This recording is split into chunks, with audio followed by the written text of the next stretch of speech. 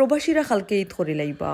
আলহামদুলিল্লাহ আমরার এখনো আরো একটা সেহরি এবং আরো একটা ইফতার বাকি আছে। আজকে 29তম ইফতার করি লাইলাম। প্রবাসীদের ঈদুল ফিতরের অনেক অনেক শুভেচ্ছা জানাইয়া আজকের ব্লগটা শুরু করি। আর আসসালামু আলাইকুম, হ্যালো এভরিওয়ান, কি অবস্থা সবর? আশা করি ভালো আছেন। আমি আল্লাহর রহমতে ভালো আছি। প্রথমে শুভ্র ওয়েলকাম জানাইয়ার আমার পেজ এবং নতুন একটা ডেইলি ব্লগও যে যেখান থেকে আমার আজকের এই ব্লগটা দেখা শুরু করছেন সবরে অসংখ্য ধন্যবাদ। আর আমার পেজও নতুন হইয়া থাকলে অবশ্যই আমার ব্লগিং পেজ সাবরিনাস লাইফস্টাইল পেজও একটা ফলো দিয়ে রাখবা নতুন নতুন ব্লগ দেখার লাগে। যারা ইউটিউব থেকে দেখরা তারা অবশ্যই চ্যানেলটা সাবস্ক্রাইব করে দিবা।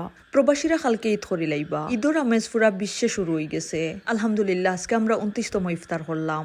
আগামীকালকে অত সুন্দর একটা দিন, পবিত্র শুক্রবার, জুমাতুল বিদা, সেই সাথে 30 রমজান। এই বছরের শেষ তারাবিও বিদায় নিছইনগি, একটু পরে সেহরিও বিদায় নিবাগি, আর সর্বশেষে ইফতার। এবার খুব করে চাইছি যেন 30টা রোজা পূর্ণ হয়। আলহামদুলিল্লাহ আগামীকালকে 30 রমজান। গতকালকে মনে করছি হয়তো আজকে প্রবাসীরা ঈদ করি লাইবা, কিন্তু পরে যখন জানছি সৌদির আকাশে চাঁদ দেখা গেছে না, তখন অত বেশি খুশি হয়েছি। একদিকে খুব বেশি খুশি লাগে যে খাইলবাদ ফরসু ঈদ, অন্যদিকে খুব বেশি কষ্ট লাগে খালকে আর তারাবি ফোরা হইতো নাই, চকুত গুম লইয়া সেহরি খাওয়ার লাগে উঠা লাগতো নাই। খালকের পরে আর ইলা সুন্দর করি ইফতারের টেবিল সাজানি হইতো না। গেলগি রহমত বরকত এবং মাগফিরাতুর মাস রমজান। মহান আল্লাহ তাআলা যেন আমরা রোজারে আমরার ইবাদতরে কবুল করেন এবং আমরা সবরে আগামী বছর যেন সুস্থভাবে রোজা রাখার তৌফিক দান করেন। যাই হোক, 29 রোজার ইফতারের আয়োজন শুরু করে দিছি। রোজা জার্গি করে ইফতার রেডি করার স্পিডও কমে যার। অতদিন একটা একটা করে রোজা বাড়ছে, আর এখন কমতে কমতে মাত্র একটা রোজা বাকি রয়েছে। ইনো বড়া বানানোর লাগে প্রিপারেশন চলে। আজকে বানাইমু সাগর বড়া, তবে অবশ্যই লগে আলু আছে। তো বড়া বানানোর লাগে সবকিছু রেডি করে রাখি দিছি।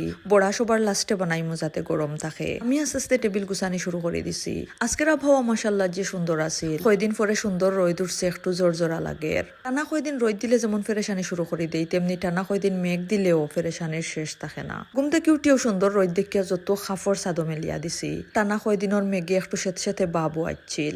ঈদর লাগে একটু বাজার খরচ করা লাগবো। ইফতার করিয়া একটু বাজারও যাওয়ারও খেয়াল আছে। আজকে আর কিছুরি রান্ধিছি না, বাজারও যেহেতু যাইতাম ভাবলাম যে আজকে বাদ দিয়াও ইফতার করি লাইমু। ইফতারের আগে সব কিছু মজা লাগে, তা বানাই দেখিয়া লাগে যে সময় গেছে। ইনো খাসা সানা মাখাই আর মনে মনে চিন্তা করি আর আজকে সানা অত কম বিজাইলাম নি। যাই হোক, বেশি কিছু রেডি করতাম না হইয়া ফাচ্চয় ফদ হয়ে গেছে। আজকে সানা একবারে অল্প করে বাজিছি। আমরা লাগে যেহেতু খাসা সানা রেডি করছি, মানুষ হয়তো খাসা সানা খাইতা নাই। শাকর বড়া আমার সবচেয়ে বেশি মজা লাগে, আর আজকের বড়াও মাশাআল্লাহ যে মজা হইছে। আজকে আমরা ইফতারের টেবিলও আছিল শরবত, সানা, খাসা সানা, জিলাপি, বড়া এবং অবশ্যই সুন্নতি ফল খেজুর। ডেইলি আসলে ইফতারের টেবিলও ও আইটেম গুলাও থাকে। প্রতিদিন নতুন করে আবার ও ইফতার রেডি করা হয়। আজকের ব্লগটা ওখানে শেষ করি, আর দেখইব নেক্সট ব্লগ। সেই পর্যন্ত সব ভালো থাকবা, সুস্থ থাকবা, নিজের যত্ন নিবা। আল্লাহ হাফিজ।